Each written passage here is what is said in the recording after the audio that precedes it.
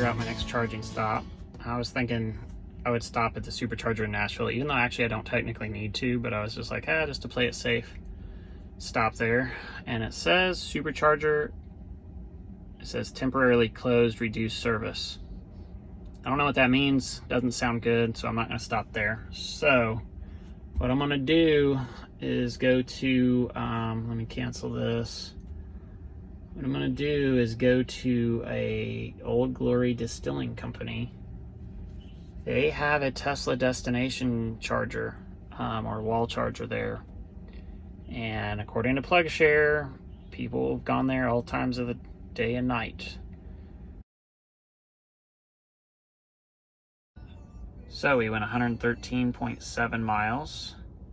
Used again 54 kilowatts, which if I remember right, that was the same as last time.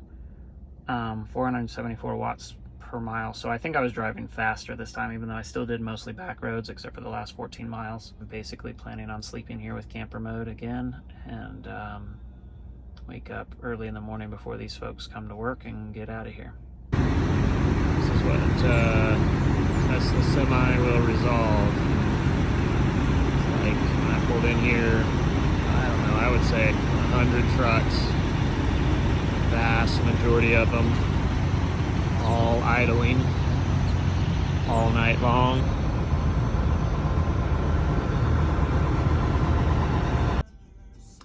Getting ready to supercharge. This one was on the interstate, 60 miles, only 465 watts per mile. Now a lot of that was construction though, like 50 to 55 miles an hour, one lane construction. Probably about maybe half, maybe a third of it was construction, probably about a third.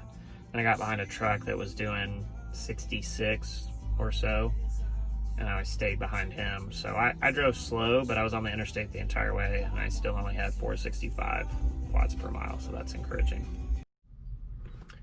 All right, as is typical, the amount of time of charging left, I mean, I really should be leaving right now, because I'm already at 289 miles, but I still have more to do. The charging speed is faster than the stuff I need to do while I'm stopped. What I'm currently doing is getting a workout of the day, as I will show you.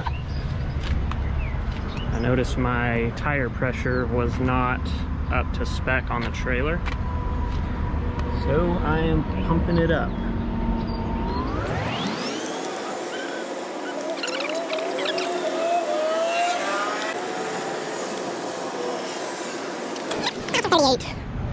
To 60 pounds on the tires. It's 129 miles away. I gotta make sure there's not one in between because I'd rather not try to stretch that out. All right. Let's see, Mount Vernon, directions. Let's see, so as you can see, it's 130 miles going on the interstate. Let's see how much it is if I go over here. 122, so it's a shorter distance and it's not on the interstate. So that's pretty tempting. I mean, that's 8 miles less and plus at slower speeds. So that's what I'm gonna do. I'm gonna go that way. Look at this beautiful country. Still nobody behind me. Actually, almost keeping up with that car that's ahead of me. And just cruising through some beautiful landscape that you would never see if you were on the interstate. Well, you would see it, but it would just not, there's so much more road that it just doesn't feel quite so quaint. One of the best features of this phone, or this car, is the built-in wireless charging for the phone. Just set your phone there and it charges without having to do anything, which is really, really nice. About to go over a super cool bridge. Thought I'd grab a shot of it.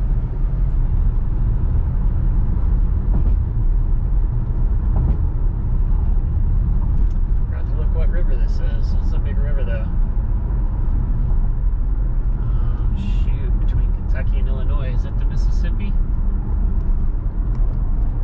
Might be. I'll have to look it up. I feel dumb for not knowing.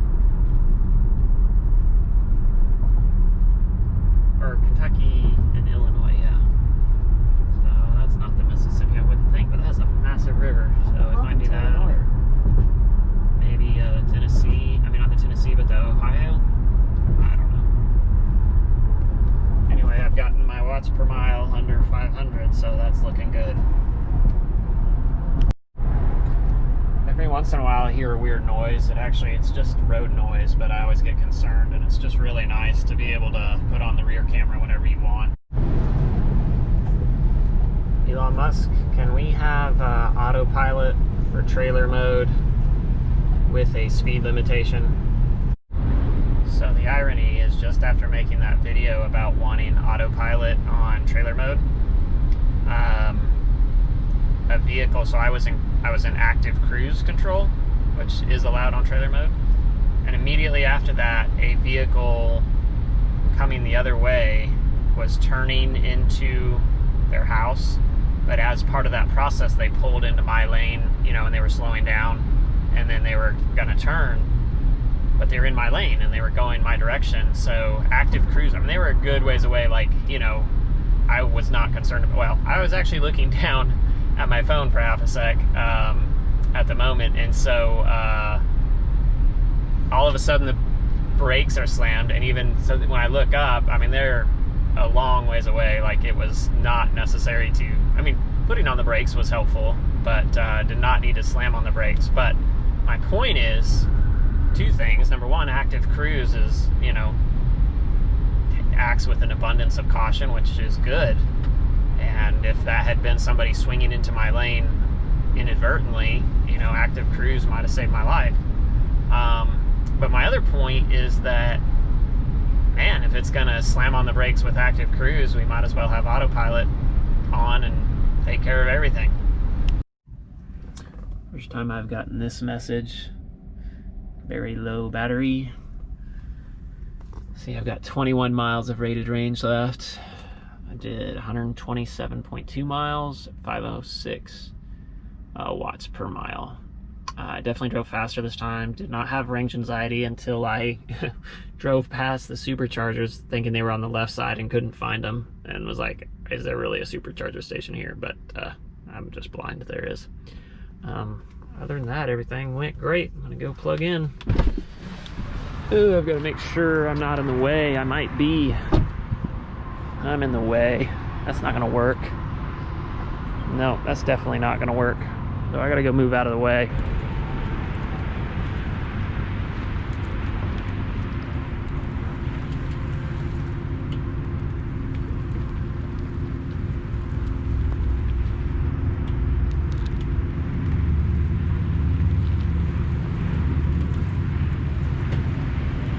Let's see if that's any better. Yeah, that's better.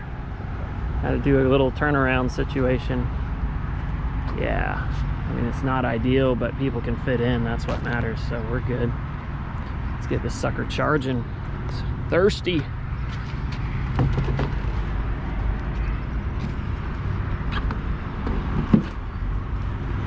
Here we go.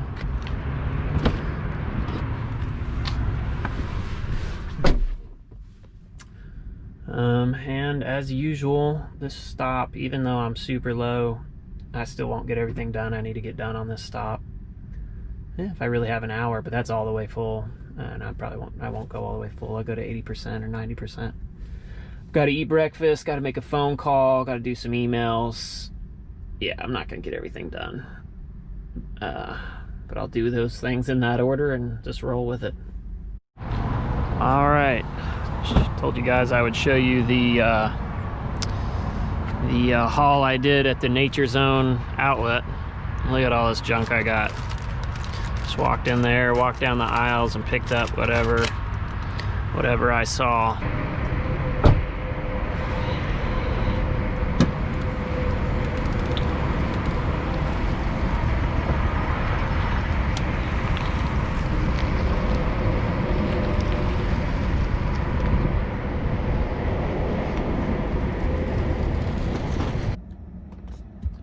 South of St. Louis, Missouri.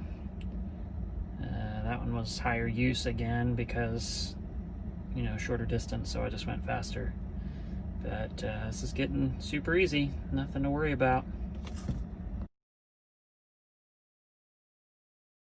It's raining right now, so I was just going to show you real quickly the some of the games here on the Tesla. As you can see, there are several different ones. I've never played any of these except for that racing game, but my kids the other day went through several of them. Look at all these games. So while you're sitting charging or sitting in the rain, you have things to keep you entertained, so to speak. And we also have theater where you can use your Netflix account or YouTube or whatever. But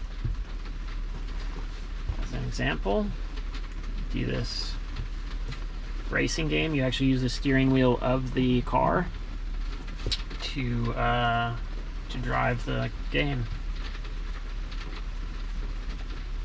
I'll show you how it goes. This is the only game I've ever played, so I can't show you any of the others, or I would look totally stupid.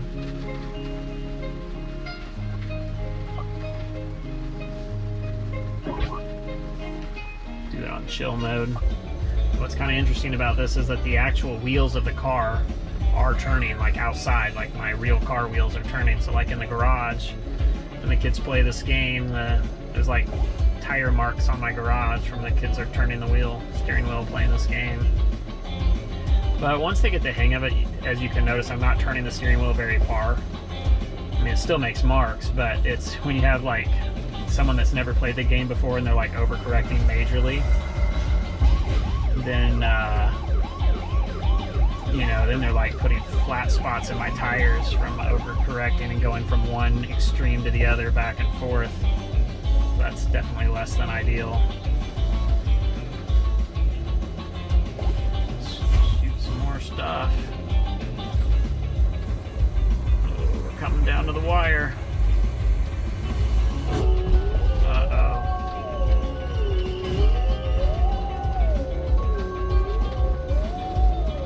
Slowed me down. I'm still in first place though. Boom. Just discovered a very nice feature of the Model Y is this bright light. Alright, you can see it's a little past 6 in the morning. I'm about to pull out a Pin Oak RV. One thing that's nice is that I won't make a ton of ruckus when I pull out. I would have been super quiet. Nobody would have heard a thing, except for I did have to open and close doors, especially when backing up to connect the trailer. To inch back, because I don't want to run the trailer in the back of my car, so I just like inch it back. And you have to close, actually it's a good feature overall, but you have to close the door to back up, because otherwise it thinks the car's just rolling away on you. And so I had to open and close the door 4 or 5 times. And I had to try to do it quietly, but it's a possibility that kind of can be jarring. So I may have woken up my closest neighbors with the door opening and closing, but when I pull out, they're not going to hear a thing. So let's go ahead and do that.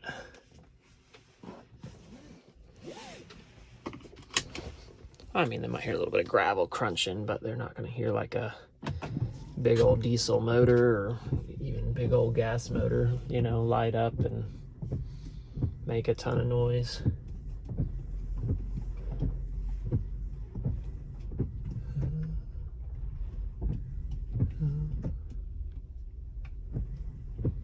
Next stop,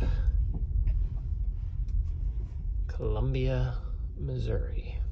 Supercharger. How far it is? I think it's 100 and something. Now turn right onto Highway at 97.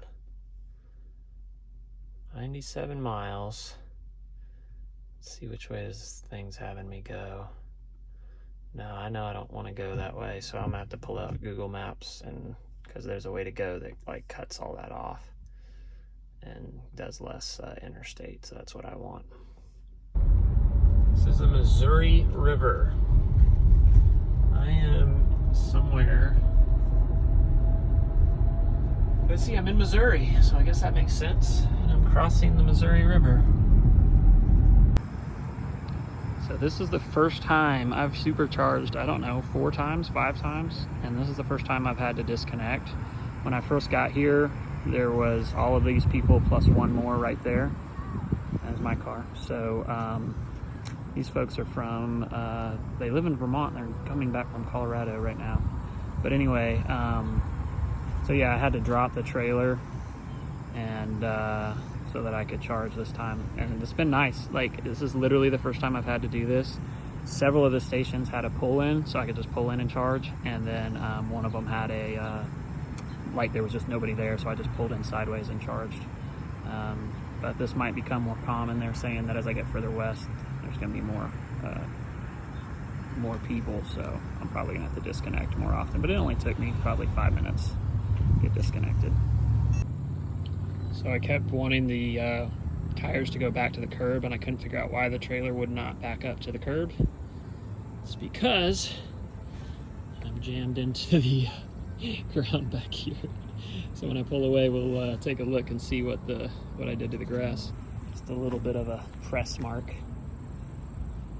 Hopefully I didn't do any damage to the trailer, but I don't think so. Just a little bit of grass is all. I think it'll be fine. It's pretty solid. It's part of the frame. I am in leaving Columbia, Missouri, headed towards Independence, Missouri, which is right outside Kansas City. It's 117 miles. This is the first time I've started out a trip on the that's that distance on the interstate. But there was no convenient back roads. I should say no, but I didn't immediately notice any convenient back roads. So I'm doing the first section of the trip here on the interstate, and then we'll see how it goes and see if I need a bail. Hey guys, got my spreadsheet here of the trip. Couple key things I want to go over. This was built in retrospect after the fact. So most of this data comes from either my videos or primarily the Tesla history of my supercharging. So they charge either by the minute or by the kilowatt hour. Most of these were by the kilowatt hour, so those are exact numbers. But in this case, they charged by the minute. So that one is, the minutes are exact, but the kilowatt hour added is an estimate. So there is a little bit of estimation in these numbers, but for the most part, they're pretty close. So just the one other thing I wanted to mention is that you'll notice on this case, the amount of time is similar, and yet the kilowatt hours added is much different. And what that was is the battery was already a lot more full when I got to the Kudawa one. And so it charges slower as the battery fills up. So it took longer to get this amount of charge. Whereas if you recall, when I got to Mount Vernon, I was on super low. I think I had 21 miles of rated range left. So like whatever that is, 6% or something. And so it filled a lot faster. So it did a lot more charging in the same amount of time. Beyond that, I've made a real rough estimate of the the cost per mile. This overall average is a lot closer because it's taken directly from the total cost and the total miles. These are based on the estimates of the miles added, so they're pretty all over the place. So this number, 10 cents basically per mile, is what I average pulling trailer. That's not too bad. Supercharger hours. So I was at the supercharger for 4 hours. An estimation of the supercharger miles added. Again, that's just a rough estimate, but roughly 425 miles were added. So basically I was charging at a little over 100 miles per hour. This 1261 is the total minutes of charging. That includes several overnight charges. So, and again, those are estimates. So that's what bumps that number to be super high. Anyway, pause the video and kind of look over this. Let me know what questions you have. Overall, my average cost per kilowatt hour added is 17 cents. Obviously much higher than you would typically have if you were charging at home, at least down here in the South. But that's the way it is at superchargers. They're a little more expensive. So this is a start to some information. Let me know, comment in the comments what questions you have, or beat me up over all my estimates. Overall, I think they're really, really close, but I know some of you hate estimates, so you'll just have to live with it. It's better than nothing. Thanks, guys.